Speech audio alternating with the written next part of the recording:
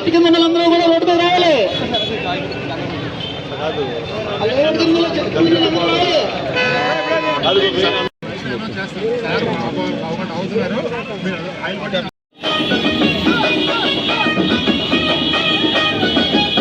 అక్కడ ఆగుతాను టైం అయిపోతున్నాయి.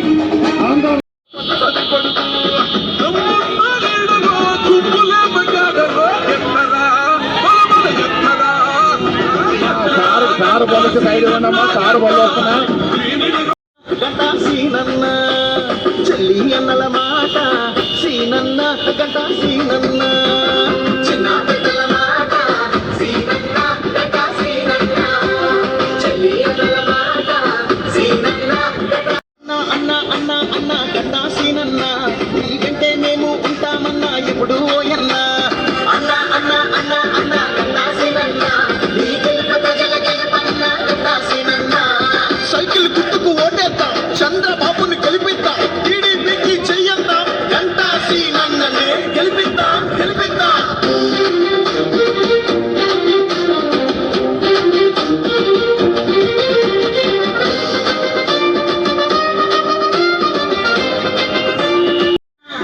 ఉద్యోగిని కదిలించే గంటా సీనన్న రైతుకు చేసినన్న పేదల పెన్నిధిగా నువ్వు ఎదిగావు పెద్దన్న భీమిలిలో కలిపి చేసినోడుగా మత్స్యకారులందరికీ బాసటైనడు పక్కకుందపుత్రులందరి కంగారు. అందరికీ నమస్కారం. ఏదైతే వచ్చే నెల 13వ తారీఖు జరిగే ఎన్నికల్లో తెలుగుదేశం పార్టీ, భారతీయ జనతా పార్టీ, జనసేన ఉమ్మడి కూటమి ఘన విజయం సాధించబోతూ ఉంది. 160 సీట్లు పైగా కూటమి కైవసం చేసుకుంటుంది. అలాగే 20కి పైగా ఎంపీ స్థానాలు కూడా కైవసం చేసుకుపోతూ ఉంది. గత 20 రోజులుగా కూడా మేము గ్రామాల్లో అలాగే వార్డుల్లో ప్రచారం చేస్తూ నేరుగా ప్రజల్ని కలుసుకోవడం జరుగుతూ ఉంది. ఎక్కడికి వెళ్ళినా కూడా ఒక అనూహ్యమైన స్పందన. ప్రజలైతే బ్రహ్మరథం పడుతూ ఉన్నారు. గతంలో ఎన్టీ రామారావు గారు పార్టీ పెట్టినప్పుడు కొత్తల్లో ఆ తొలినాళ్ళలో ఎలాగైతే గ్రామాలు తరలి వచ్చి ఆయన ప్రోగ్రాం కోసం చూస్తూ ఉన్నారో అలాంటి ఫీలింగ్ మళ్ళీ మాకు ఈ నెల తర్వాత గ్రామాల్లోకి వెళ్తే కనిపిస్తూ ఉంది. సపోజ్ ఈరోజు ఒక గ్రామంలో ప్రోగ్రాం అనుకుంటే ఆ నెక్స్ట్ గ్రామంలోకి వెళ్ళేలోపు వాళ్ళందరూ కూడా ఈ గ్రామం దగ్గరికి వచ్చి మమ్మల్ని రిసీవ్ చేసుకొని ఇక్కడి నుంచే వాళ్ళు ర్యాలీగా ఆ గ్రామంలో తీసుకెళ్తా ఉన్నారు. ఇదంతా కూడా ప్రధానంగా కారణం ఏంటంటే మొన్న 2019 ఎన్నికల్లో జగన్మోహన్ రెడ్డి గారు ఒక ఛాన్స్ ఒక్కటివ్వండి నాకు అని చెప్పి ఒక అరచేతిలో స్వర్గం చూపించి ఆ రోజు అనేక ఫాల్స్ ప్రామిసెస్ ఆయన చేశాడు. ముఖ్యంగా మద్యపాన నిషేధం కావచ్చు, లేకపోతే నవరత్నాల పేరుతో పెట్టిన మేనిఫెస్టో కావచ్చు. ఇవన్నీ చూసిన తర్వాత జగన్మోహన్ రెడ్డి నిజంగా ఏమైనా మంచి చేస్తాడేమో, ఒక్క ఛాన్స్ అంటా ఉన్నారు అని చెప్పని ప్రజలు ఎంతో ఎక్స్పెక్టేషన్ తోటి ఆయనకి భారీ మెజార్టీతో ఆయన గెలిపించారు.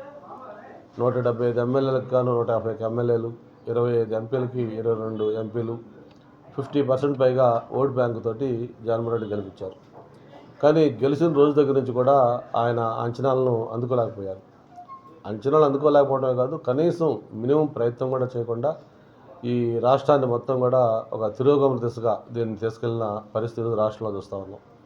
ఆయన చెప్పిన హామీలు అటు ప్రతి సంవత్సరం జాబ్ క్యాలెండర్ కానీ, మెగా డిఎస్సీలు కానీ, లేకపోతే ప్రత్యేక హోదా కానీ, లేకపోతే పోలవరం కంప్లీట్ చేస్తామని కానీ, రైల్వే జోన్లు కానీ, మెట్రోస్ కానీ, లేకపోతే ఉత్తరాంధ్ర సుదీర్ఘ స్రవంతి కానీ, ఇట్లా చెప్పుకుంటా పోతే చెప్పిన ఏ కార్యక్రమం కూడా ఒక్కటంటే ఒక్క కార్యక్రమాన్ని కూడా ఆయన చేయలేకపోయాడు. అంతేకాకుండా నవరత్నాల పేరుతో చేసిన మద్యపాన నిషేధం ఏమైందో మనం చూస్తూ ఉన్నాం. అమ్మఒడి ఆ రోజు ఎంతమంది పిల్లలని చెప్పి అది కూడా చేయకుండా కేవలం ఒక్కరికే చేశారు. అలాగే పెన్షన్లు అట్లా చేశారు. ఇట్లా ఏదైతే ఆయన చెప్పారో ఆ చెప్పిన ఏ ఒక్క హామీలు కూడా నెరవేర్చకపోగా రాష్ట్రంలో ఒక పరిశ్రమలు చాలా కొత్తగా ఒక సంపద సృష్టించే ఎక్కడ ఏ ప్రయత్నం చేయలేదు. ఓ యువతకైతే ఉపాధి ఒక్కటంటే ఒక ఉద్యోగం కొత్తగా రాలేకపోయింది. ఉన్న పరిశ్రమ కూడా పక్క రాష్ట్రాలకి తరలిపోయే పరిస్థితి వచ్చింది. అమర్ రాజా బ్యాటరీస్ లాంటి కంపెనీ వాళ్ళు ఎక్స్పాన్షన్కి వస్తామంటే వాళ్ళకి అనుమతి లేకపోతే వాళ్ళు పక్క రాష్ట్రాలకు వెళ్ళి అక్కడ వాళ్ళు పరిశ్రమ స్థాపిస్తూ ఉన్నారు. విశాఖపట్నంలో లూలు గ్రూప్ వాళ్ళు బ్రహ్మాండమైన మాలు ఇవంతా పెట్టి ఒక 5,000 మందికి నేరుగా, ఇంకొక 5,000 మందికి ఇండైరెక్ట్గా ఉపాధి కల్పించే వాళ్ళు అందరినీ ఒప్పించి ఆ రోజు సీఎంగా చంద్రబాబు నాయుడు స్వయంగా ఆ లూలు గ్రూప్ యాజమాన్యాన్ని కలిసి వాళ్ళని కన్విన్స్ చేసి అది ఇంత ఇక్కడ అప్పచెప్తే వాళ్ళు మళ్ళీ ఏదైతే ఇక్కడ విశాఖపట్నంలో అది స్టార్ట్ చేయాలలోపు ప్రభుత్వం మారటం, జగన్మోహన్ రెడ్డి గారి వైఖరితోటి ఆయన ఉన్నంత కాలం మేము ఆంధ్రలో అడుగు పెట్టాం అని చెప్పిన వాళ్ళు పక్క రాష్ట్రానికి వెళ్తే అక్కడ కేటీఆర్ గారు వెల్కమ్ చేసి ఆల్రెడీ అక్కడ ఆ మాల్ కంప్లీట్ చేసి మొన్న ఇనాగ్రేషన్ కూడా అయింది. ఇట్లా చెప్పుకుంటా పోతే ఏ ఒక్క పరిశ్రమ కూడా ఇక్కడ రాలా. మనం చూసాం 14 to 19 చంద్రబాబు నాయుడు గారు ఫస్ట్ టైం సీఎం అయినప్పుడు కొత్త రాష్ట్రానికి ఒక లోటు బడ్జెట్ ఉన్నా కూడా ఆ లోటు ఎక్కడా కనబడకుండా ఒక పక్క డెవలప్మెంట్, మరో పక్క సంక్షేమం రెండు కూడా బ్యాలెన్స్ చేసుకుంటూ స్టేట్ని అన్ని రంగాల్లో కూడా నెంబర్ 1 స్టేట్గా తీసుకెళ్లే విషయం మనం చూస్తూ ఉన్నాం. మా పెద్దలు నిమ్మల కృష్ణప్ప గారు వచ్చినారు, అనంతపురం జిల్లా. ఆయన సీనియర్ నాయకుడు, మాతో పాటు మంత్రి చేశారు, ఎంపీలు చేశారు 2 సార్లు, ఎమ్మెల్యేగా చాలాసార్లు చేశాడు. ఆయన ఇక్కడికి అబ్జర్వర్గా పెట్టారు. ఆ అనంతపురం జిల్లాలో కూడా కియా మోటార్స్ లాంటి ఒక పరిశ్రమ వస్తే ఈరోజు 15,000 మందికి అక్కడ డైరెక్ట్ ఎంప్లాయ్మెంట్. అలాగే యాన్సిలరీ ఇండస్ట్రీస్ కానీ ఇవన్నీ చూసుకుంటే ఇండైరెక్ట్గా ఇంకొక 1,00,000 మందికి ఎంప్లాయ్మెంట్. ఈరోజు ఆ ప్రాంతం ముఖచిత్రమే మారిపోయింది మొత్తం అంతా. అటువంటి పరిశ్రమలు రావాలి. ఈ జగన్మోహన్ రెడ్డి గారు 5 ఏళ్ల కాలంలో ఒక్కటంటే ఒక్క పరిశ్రమ లేదు, ఒక్క ఉపాధి లేదు. ఓన్లీ ఇక్కడ పక్క రాష్ట్రాలు తల్లిపోయాయి.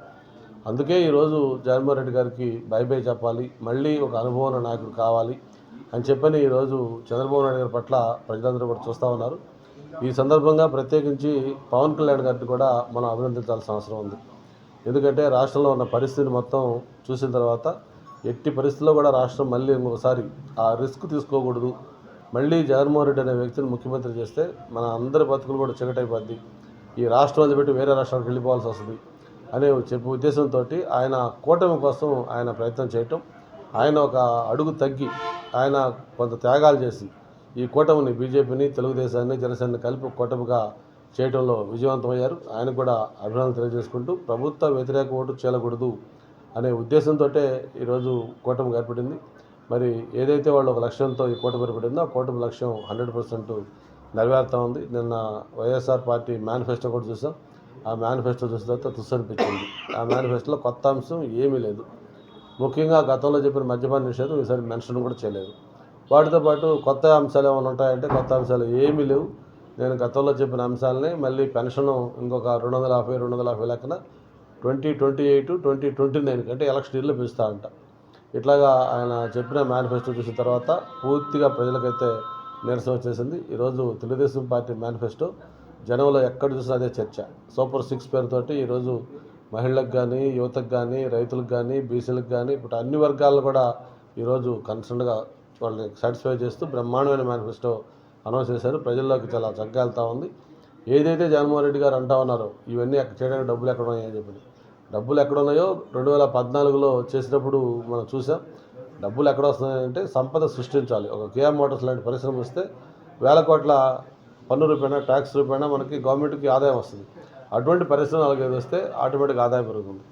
సంపద సృష్టించకుండా నేను సంక్షేమం చేస్తానంటే అది అడ్మినిస్ట్రేషన్ కాదు. సంపద సృష్టించాలి, అడ్మినిస్ట్రేషన్ చేయాలి, ఆ సృష్టించిన సంపదని పేదవాడికి పంచాలి. ఇది గవర్నమెంట్ చేయాల్సింది. అది చేయకుండా నేరుగా నేను బటన్